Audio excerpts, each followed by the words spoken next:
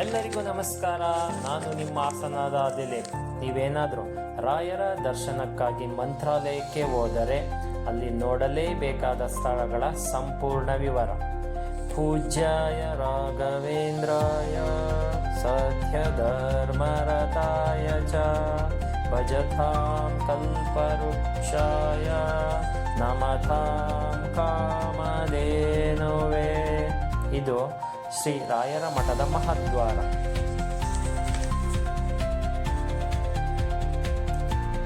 ಈ ದೃಶ್ಯದಲ್ಲಿ ನೀವು ತುಂಗಭದ್ರಾ ನದಿಯನ್ನು ನೋಡಬಹುದು. ಇದು ರಾಯರ ಮಠದಿಂದ ಕೇವಲ 500 ಮೀಟರ್ ದೂರದಲ್ಲಿದ್ದು, ನದಿಯ ನೀರು ತುಂಬ ಶುದ್ಧವಾಗಿದ್ದು ಇಲ್ಲಿ ಸ್ನಾನ ಮಾಡಿಕೊಂಡು ರಾಯರ ದರ್ಶನಕ್ಕೆ ತೆರಳುವುದು.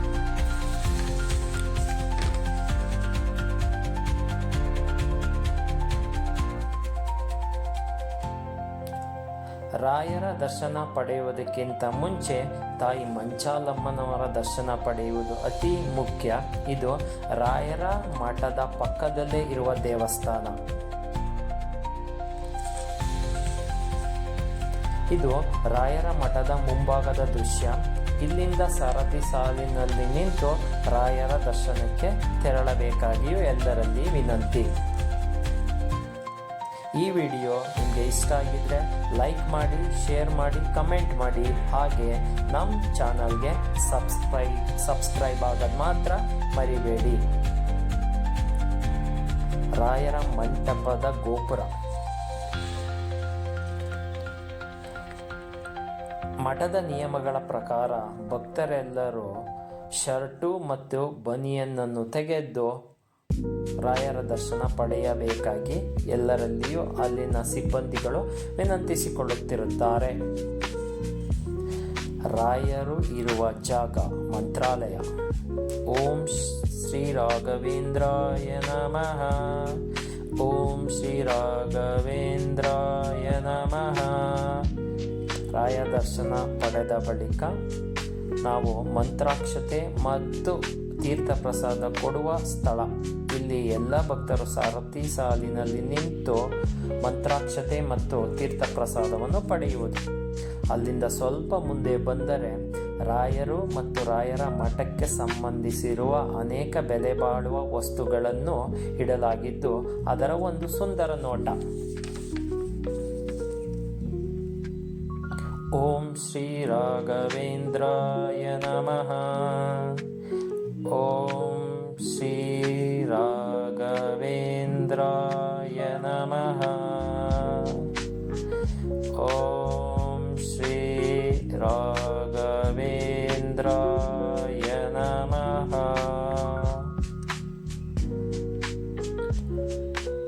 ಮಠದ ಪಕ್ಕದಲ್ಲೇ ಇರುವ ಮ್ಯೂಸಿಯಂ.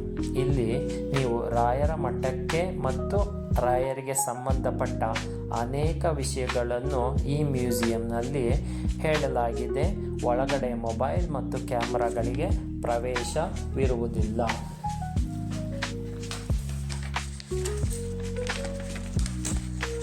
ರಾಯರ ಮಠದಿಂದ 20 ಕಿಲೋಮೀಟರ್ ದೂರದಲ್ಲಿರುವ ಶ್ರೀ ಬಿಚ್ಚಾಲಮ್ಮನವರ ದೇವಸ್ಥಾನ ಮತ್ತು ಈ ದೇವಸ್ಥಾನದ ಕಟ್ಟಡವು ಬಾಳೆಹಣ್ಣು ಹಾಗೂ ಬೆಲ್ಲದಿಂದ ಕಟ್ಟಲಾಗಿದೆ. ಬಿಚ್ಚಾಲಮ್ಮನವರು ಶ್ರೀ ರಾಘವೇಂದ್ರ ಸ್ವಾಮಿಯವರ ಮನೆ ದೇವರು. ಬಿಚ್ಚಾಲಮ್ಮ ದೇವಸ್ಥಾನದ ಒಂದು ನೋಟ.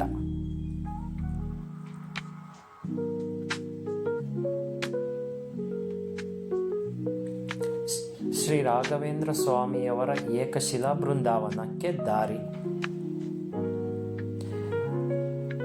ಬೃಂದಾವನದ ಮಹಾದ್ವಾರ.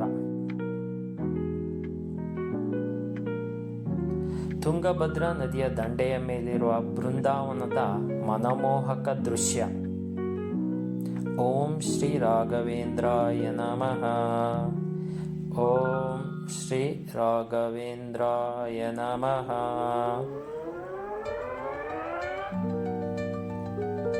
ಏಕಶಿಲಾ ಬೃಂದಾವನದ ದೃಶ್ಯ. ಈ ವಿಡಿಯೋ ನಿಮಗೆ ಇಷ್ಟ ಆಗಿದ್ರೆ ಲೈಕ್ ಮಾಡಿ, ಶೇರ್ ಮಾಡಿ, ಕಮೆಂಟ್ ಮಾಡಿ. ಹಾಗೆಯೇ ನಮ್ಮ ಚಾನಲ್ಗೆ ಸಬ್ಸ್ಕ್ರೈಬ್ ಆಗಿ ಇದೇ ರೀತಿ ವಿಡಿಯೋಗಳಿಗೆ.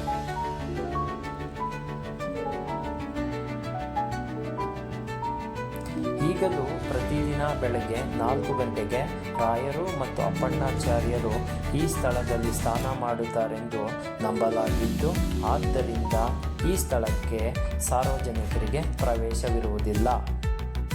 ಓಂ ಶ್ರೀ ರಾಘವೇಂದ್ರಾಯ ನಮಃ. ಓಂ ಶ್ರೀ ರಾಘವೇಂದ್ರಾಯ ನಮಃ.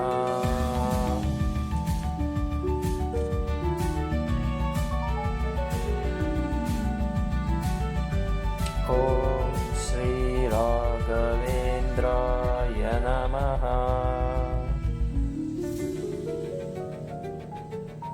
ಓಂ ಶ್ರೀ ರಾಘವೇಂದ್ರಾಯ ನಮಃ.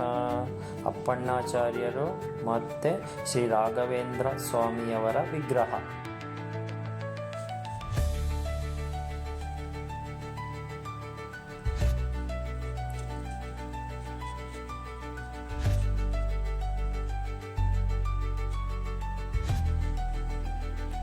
ಇದು ಬಿಚ್ಚಾಲೆಯಲ್ಲಿರುವ ಪಾರ್ಕಿಂಗ್ ಸ್ಥಳ ಮತ್ತು ಈ ರೀತಿಯ ಆಟೋಗಳನ್ನು ನೀವು ಮಂತ್ರಾಲಯದಲ್ಲಿ ನೋಡಬಹುದು. ಈ ದೃಶ್ಯವು ಶ್ರೀ ಅಪ್ಪಣ್ಣಾಚಾರ್ಯರ ಮನೆಯ ಮುಂಭಾಗ.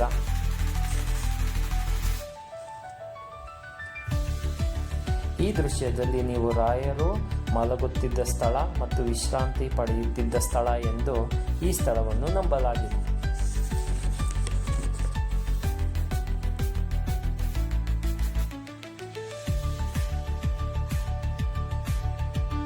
ಓಂ ಶ್ರೀ ರಾಘವೇಂದ್ರಾಯ ನಮಃ. ಮನೆಯ ಒಳಗಡೆ ಇರುವ ಕೃಷ್ಣ ಸರ್ಪದ ವಿಗ್ರಹ.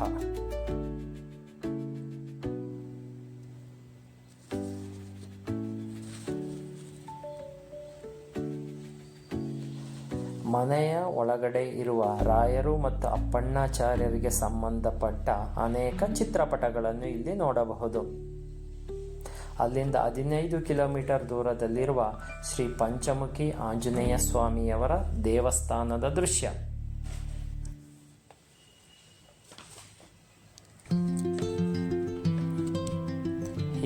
ಇದು ಕಲ್ಲಿನ ಹಾಸಿಗೆ ಮತ್ತು ದಿಂಬು. ಕಲ್ಲಿನಿಂದ ಮಾಡಲ್ಪಟ್ಟಿರುವ ಹಾಸಿಗೆ ಮತ್ತು ದಿಂಬಿನ ದೃಶ್ಯ.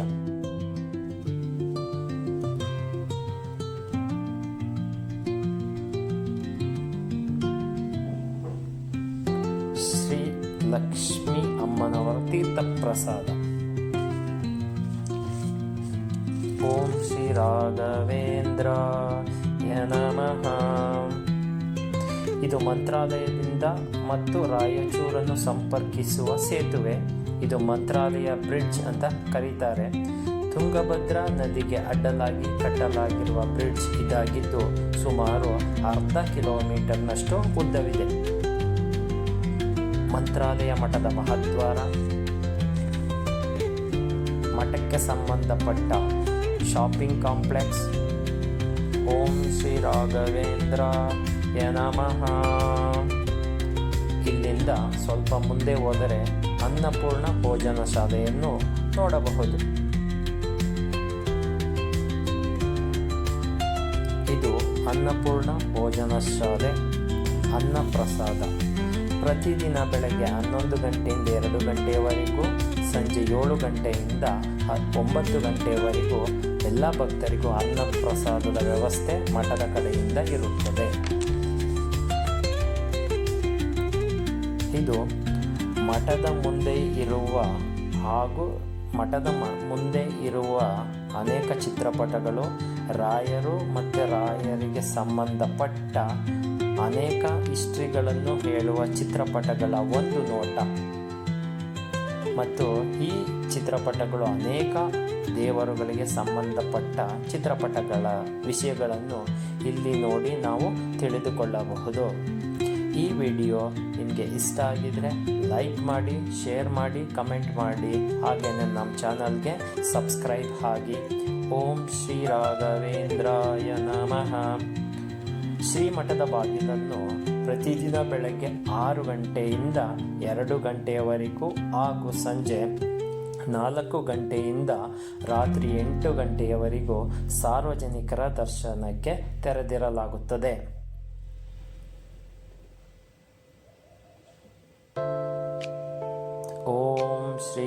ರಾಘವೇಂದ್ರಾಯ ನಮಃ. ಓಂ ಶ್ರೀ ರಾಘವೇಂದ್ರಾಯ ನಮಃ. ಓಂ ಶ್ರೀ ರಾಘವೇಂದ್ರಾಯ ನಮಃ.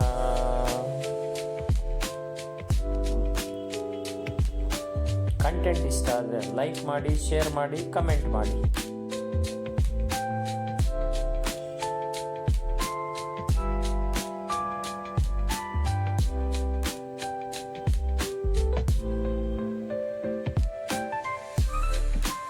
ಓಂ ಶ್ರೀ ರಾಘವೇಂದ್ರಾಯ ನಮಃ.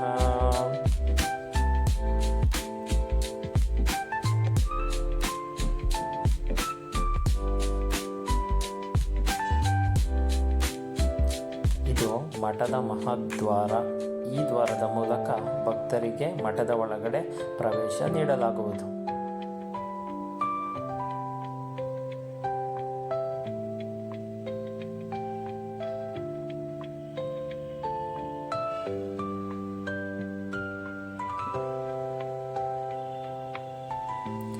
ಮಠದ ಮುಂದೆ ಇರುವ ಸ್ಥಳ, ವಿಡಿಯೋ ಹಾಗೂ ಫೋಟೋಗಳನ್ನು ಇಲ್ಲಿ ತೆಗೆದುಕೊಳ್ಳಬಹುದು.